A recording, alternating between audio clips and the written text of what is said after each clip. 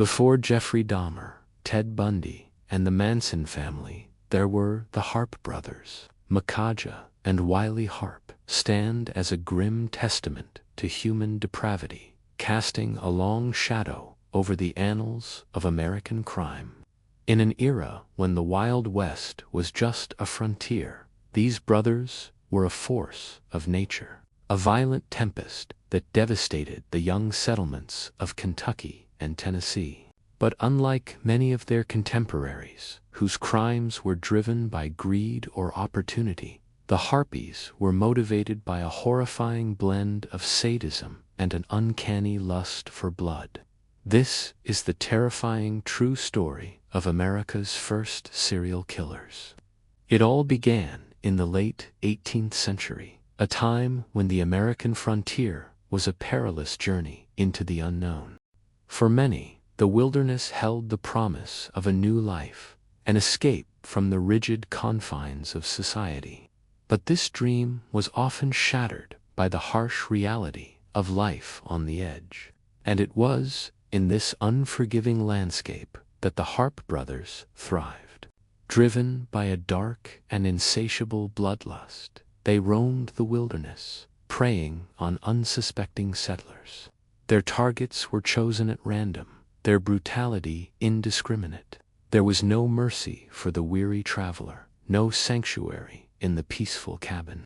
The Harpes struck with the swiftness of a striking snake and the ferocity of a mountain lion. Their modus operandi was as terrifying as it was effective. They would isolate their victims, subjecting them to unimaginable horrors before taking their lives. Women and children were not spared, a grim reality that haunted the dreams of those who lived in fear of the brothers. The very mention of their names sent shivers down spines and evoked images of unspeakable atrocities. What made the Harpe brothers truly terrifying was the chilling lack of motive behind their actions. Unlike most criminals, driven by greed or revenge, the brothers seemed to revel in gratuitous violence. Their crimes were not for personal gain, but for the sheer sadistic pleasure they derived from instilling fear and suffering. It was an unrelenting terror that gripped the frontier, leaving entire communities paralyzed with fear. The isolation that once attracted settlers now became a curse, offering no respite from the lurking evil. As the body count rose, so did the desperation for justice. The vast and unforgiving terrain of the frontier provided the perfect cover for the outlaws. The dense forests and winding rivers concealed their movements, making them elusive prey.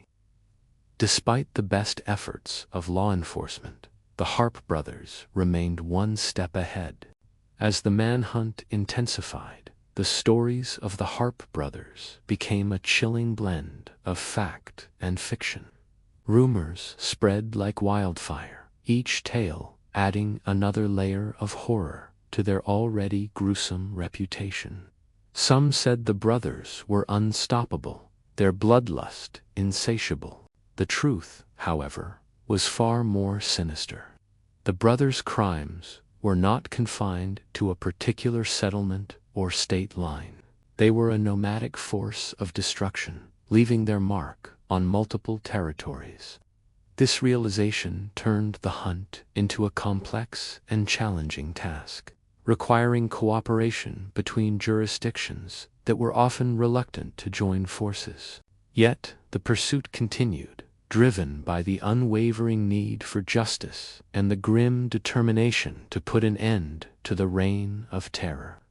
But the Harpe brothers managed to elude justice, disappearing into the vastness of the frontier, their laughter echoing through the valleys, a haunting reminder of their terrifying freedom.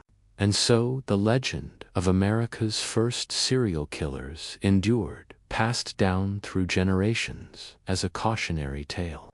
Their story serves as a reminder of the darkness that can lurk in the human heart and the lengths to which unchecked evil can go. the Harpe brothers may have vanished into the annals of history. If you like this video, watch more content for more historical haunting.